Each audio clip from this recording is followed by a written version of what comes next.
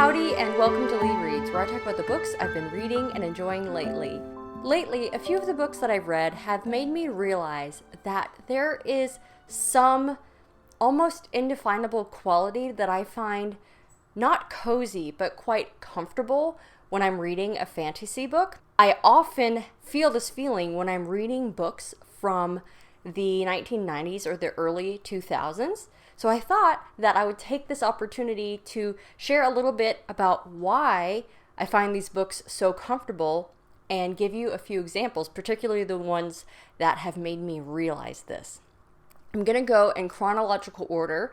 Some of these books may be more familiar to you and others may be newer. Before I get into the exact books, I want to highlight the aspects that unite these books together that I think are contributing to this comfortable feeling. They are adult fantasy, middle paced. And by that I mean they take the time to build up the characters and their interactions with their world and each other, but not necessarily in a way that's just paragraphs and paragraphs about the world building. It's a way that entwines the character with the world and sets up the sort of conflicts that we're going to be experiencing with the characters as we read. The pacing in the beginning, therefore, may be a little bit slower than in modern fantasy, but as the plot picks up, things really get going. It's a slower start and maybe a quicker finish. That doesn't mean that there's no plot. Another thing that these books do very well is they are able to mix the character growth and the exploration of the world and the overarching conflicts together very well. I love it when books can make me feel very connected to a character and really empathize and feel with what they are going through, and I can relate to or feel for their struggle as they are moving through the story. Some of these books have maybe smaller scopes, not necessarily, but the stakes feel very personal for the characters. They also are fantasy, which means that I've got to click with whatever world building is going on. And it's refreshing if it's something novel. Yet some of these older books have become foundational for newer writers, and so they may feel more like overused tropes, yet you have to kind of remind yourself this is when it was being done originally. Last but not least, many of these, but not all of them, may have some sort of inkling of a romantic subplot that is not the focus of the story, but is important to the character.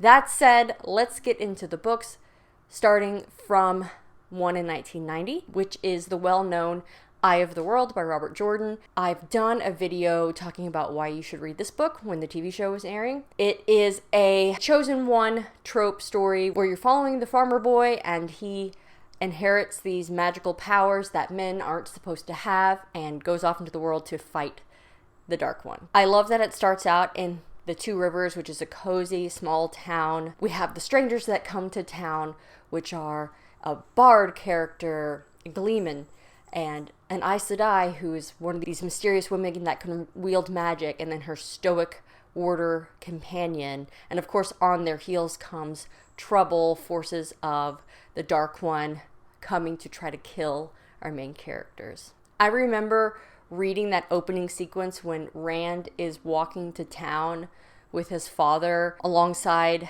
their cart of goods that they're taking to the festival, which was going to be the greatest Beltane ever, and feeling the wind whipping through the trees. I think that's one other thing that unites these books is they have evocative writing that is descriptive but yet not purple prose, although sometimes I do think Robert Jordan can go on a little bit long about what people are wearing. I forgot to hold it up, but yes, this is The Eye of the World by Robert Jordan, the first book of the Wheel of Time. Next, we have a newer to me author that I have mentioned recently because I've recently read it, By the Sword. This came out in 1991, but the earlier works in the Valdemar series by Mercedes Lackey came out earlier than that. So it's still in this era, but this is just the example I pulled. Following this young woman who wants more from her life than to be a lady of a manor and goes off and trains to be a mercenary. We're following her story as she becomes a very talented and sought after warrior and tactician. And as it follows her life and her trials and tribulations, it's really how she overcomes these challenges but tries to stay true to herself and her sense of honor, especially as she is dealing with an internal manifestation of magic that scares her and confronting new dangers to her people and the surrounding nations. In 1997, we have King's Dragon by Kate Elliott. This is the first book in the Crown of Stars, which is a 7-book series primarily following 2 main characters, but also other perspectives, who are each on different sides of a civil war in the orbit of those in power, who but don't directly have power themselves. And there is a larger game going on between like other beings. It's almost like these characters are being used as pieces on a cosmic chessboard. In the King's Dragon, you don't get as much a sense of that because it's setting things up. It's medieval fantasy setting with these monarchs' retinues on the move, the resulting politics that follows each side. They're plotting as they are preparing to go to war with each other. There's a huge siege. There's mounted knights with some great interpersonal goings on. And I personally think that the series has one of the best villains written. It's just so comfortable. I loved how the 2 main characters wind up kind of glancing off of each other, seeing into the other's perspective, and then coming back together separate from a romance, but they still have a connection. I feel like I've been rambling, but I have 2 selections left, and these are both eking into the 2000s. This book came out in 2001, Curse of the Chalion by Lewis McMaster Buljode. It follows Cav, who used to be a minor noble, went off to war, was captured, lost everything, returns back to the home and the duchy that he used to serve, just grateful for any way to survive, and he winds up becoming the tutor to the Duchess's niece, who is the heir, and befriends the niece's servant. Cav ends up trying to guide and protect them as they wind up going to the main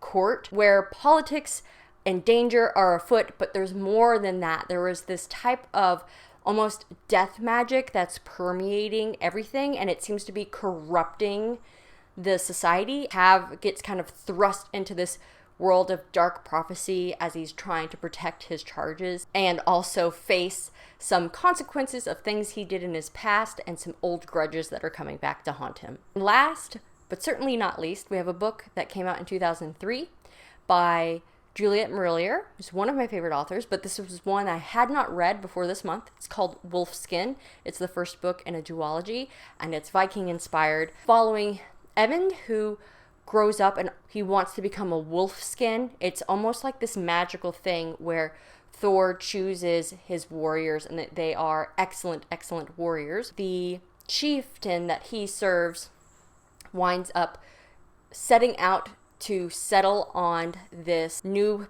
bit of land where these peaceful people, they call themselves the folk, on the Light Isles live. Nessa is like their goddess, and she is cousin to the heir. She is niece of their king. Conflict arises as these 2 peoples come together, not because Avon's chieftain is a violent man. Far from it. He wants peace. He wants to live in harmony. But a character that Avon has sworn himself to as a blood brother, like sworn to always be loyal to, has devious plans and bad things start happening, which pit the 2 people against each other, even against the man that he swore to always support and be loyal to versus the vision of his chieftain and these new people he's growing fond of, especially Nessa, who helps him out when she didn't have to. It really reminded me of Tristan and Isolde. Typical with Juliet Marillier writing, it's well researched, it's mythic feeling, there's a bunch of lore involved, there's different types of fantastical elements that come into play, there's harrowing dark moments, it's emotional, hard things happen, and yet I'm hooked. I made a post as I was reading this, like, I'm getting to the point in this Juliet Marillier story where I'm about to get my heart broken because the character is about to go do something brave and selfish and foolish, and I'm gonna love every minute of it. And that's basically a summary of how I felt reading Wolfskin. It almost feels wrong to call it comfortable when there are, like I said, some harrowing moments in these stories, but I guess throughout them I find a sense of hope. That's what a lot of them speak to and point to. Hope through the dark times, remaining true to yourself and working hard and becoming better, trusting in those around you, finding those people who you truly love and want to make family with, plus magic. So I hope that if you've not read some of these, you'll give them a try and you will find them comforting too. Thank you so much for watching. I hope that you enjoyed it. And as always, don't forget to support your library. Thanks.